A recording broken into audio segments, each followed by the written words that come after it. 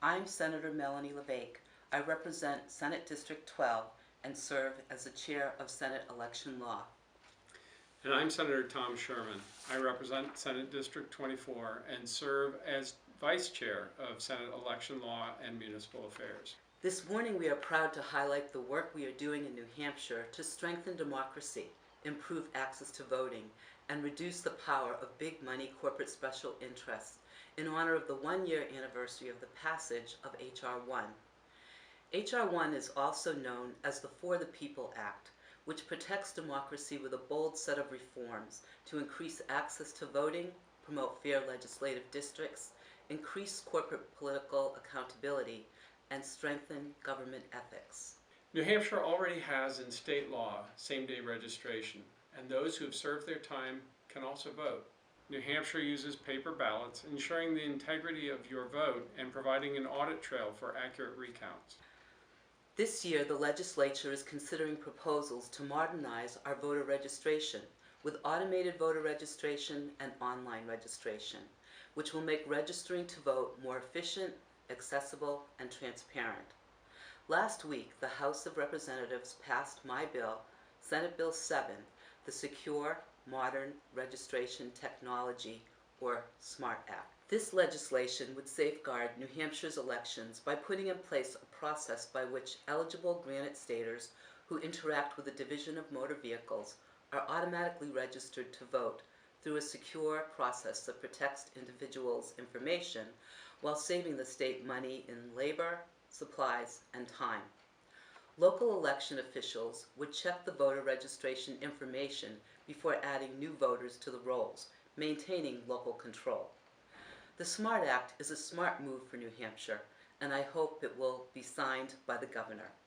Senator LeVake has also introduced SB 631 to authorize online voter registration, which is prohibited in New Hampshire. Currently, 39 states plus the District of Columbia offer online voter registration, and one other state is phasing in implementation. The Senate Election Law Committee recently voted in favor of SB 631, and this week it goes to the full Senate for final ratification. In the 10 years since Citizens United versus FEC, undisclosed corporate dollars have flooded elections in the United States, including New Hampshire, giving narrow special interest groups a greater say than the public interest.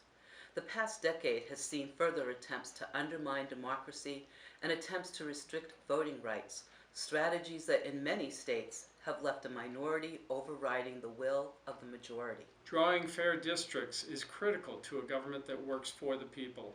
Although the governor vetoed a bipartisan independent redistricting bill last year, the legislature is currently considering two similar proposals. Senator Chanley's bill, SB 8, has already received one positive vote from the House of Representatives and will soon go up before the full House for a final up or down vote. This bill would establish an independent redistricting advisory commission charged with conducting a transparent process that puts the interests of voters ahead of political considerations. We hope Governor Sununu will reconsider this important effort to put electoral power back in the hands of the people when it reaches his desk. As the first in the nation, it is crucial that we tackle these issues on the state level, as the decisions we make here in New Hampshire influence outcomes on the national stage. We have a study commission for post-election audits and small donor financing of campaigns, and next year we will continue our work proposing an ethics oversight commission. Senate Democrats are working to protect New Hampshire's democracy with reforms that will increase access to voting for eligible voters, promote fair legislative districts, and increase campaign finance transparency. Even though Washington is in gridlock, we can do great things to modernize our voting processes and ensure that every person's voice is heard and our government works for the people.